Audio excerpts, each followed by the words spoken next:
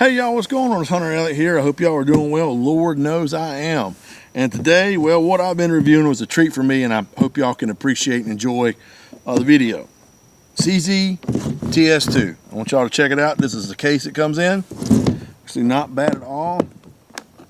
Clamshell case, foam insert, and the foam that's still here, a lot of it is already pre-serrated. So if you want to add more stuff, more room, add stuff to the case, you can pluck this foam out and create more space within the case.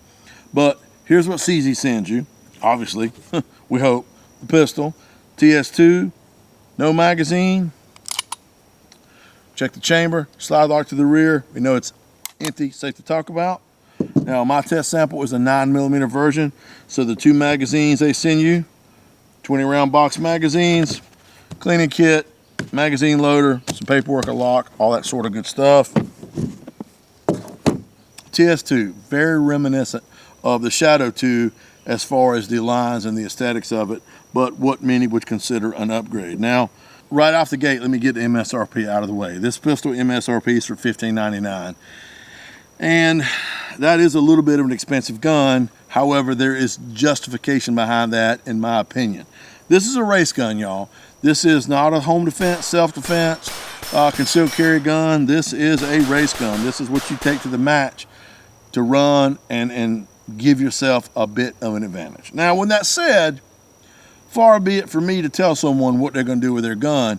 As I go through the features, they may go, wow, okay, a lot of that I want in a carry gun, home defense, self-defense. This pistol is also available in 40 Smith & Wesson. The receiver and slide are both steel, and it is a single action only trigger. So you do have a exaggerated thumb safety here, very similar to your 1911. You can sweep that off. You've got probably, I'm gonna say, 1/16 of an inch at the most of take up, probably not even that. And the trigger, y'all, is breaking at 1.5 pounds with just a hint of over travel. And that's a nice trigger. That is nicer than a lot of 1911 triggers that I have shot. So it literally, it's enough of a take up to prep the trigger.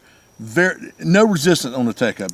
No resistance on the take up. You feel that wall, allows you, for those that like to prep the trigger and break it, and enough follow through to kind of get your reset together. Anyway, trigger's great on this. The sights, it's got a really, really nice, bright front red fiber optic sight. Here on the top, it is serrated. That's to kind of keep any kind of sheen from bright light, sunlight, or whatever interrupting that perfect sight alignment sight picture that you're going to get. And then the rear sight here, the face is also serrated. Now, the rear sight is fixed. It is not adjustable. In my opinion, I know it's got what looks like a couple set screws here. I believe you probably got a little leeway on the windage, but as far as any kind of elevation, no. And a lot of people are probably going to wonder about that. Why would you build a race gun without adjustable sights? And for me, I get it. Adjustable sights are always going to be more fragile than fixed sights.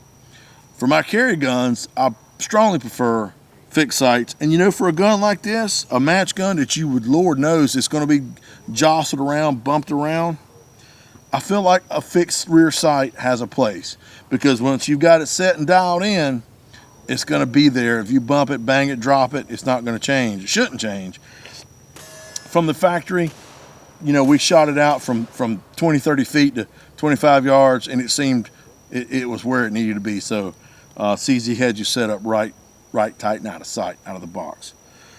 Specification size-wise on this gun, it is a bigger gun. The weight is 48.5 ounces. Overall length is 8.86 inches. Height is 5.8 inches. Width is 1.57 inches. And the barrel length is 5.28 inches. You've got some forward and rear cocking serrations. Dust cover. You know, there is no Picatinny rail, which if it was a carry gun or home defense gun, I would ding it. But being a race gun, I get it. You're putting a little bit of weight out there in the muzzle. Giving a little bit more weight, that's going to help you with some perceived recoil. You've got some really nice serrations here on the front strap and the rear strap, and that mates nicely with these aluminum stocks. And when you go to grasp this gun, you can see here you've got this factory installed mag well. deep beaver tail, and it lets you to lock in this gun pretty good with all the serrations on the stocks, front and rear. And this magazine well not only helps, you know, guide those magazines in those fresh mags, but it kind of gives you a really good indexing point to lock this gun into place. Now, like all CZs, it's got the beautiful ergonomics of the 75, and then with this lowered bore axis, because the slide is down in the receiver. So you've got this bore axis that's lowered, and it's a little bit more in line with you and your shooting arm, which is here again going to help you with perceived recoil. It is very well purpose built. The controls, the thumb safety, the magazine release, they're very exaggerated. And here again, for a race gun, that is a necessity. And there is enough ledge on this thumb safety where if you choose to run it, you can do the thumb over and kind of use that as a pedal, if you will, to kind of mash that gun down. Got a lot of options with this gun, the way it's set up. We shot it out at 25 yards. It was averaging 2-inch groups. Now, if you're curious about all the ammo we shot, specific groups, and all that, specifications, y'all remember, I do an article on rangehot.com. It's going to have all that stuff over there that I will link to in the description below. So go check that out if you feel like I glossed over something a little quick. We shot not only match ammo, we shot some light 115 grain powder puff loads out here playing around, having fun, banging steel. We shot some normal pressure, you know, Defender, 115 grain, 147 grain ball ammo, as well as some hot double tap jacket hollow points, defensive ammo. The gun run 100%. We're probably 500 rounds into the review at least. If you're a competitor and you're looking to ease into the competition world or dip your toe in it, you're going to start shopping for race guns, and you're going to be there, man, they can get outlandishly expensive. But, you know, for $1,600 or probably less street price, you can get a solid gun that's going to get you competitive into some matches, and then you can kind of go from there. Now, if you're not a competitor and you just enjoy nice pistols, you want to go out to the range and relax and just bang some steel with a nice pistol, here again, you know, this is your Sunday driver. You take it out, you have fun with it, you appreciate it for what it is, you clean it all up, you put it back in the safe until next time. So while it is a competition gun, I think even non-competitors could certainly appreciate it because of what it is.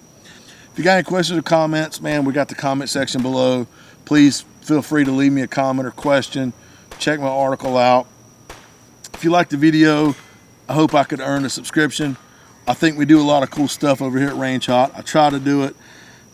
So subscribe, stick around. We're doing a lot of cool stuff. If there's, you know, like I say, if you've got some feedback, good, bad, right, or wrong, not only for the review, but for the channel, I appreciate that. So anyway, I want y'all to take care of yourselves and each other. See you at the range.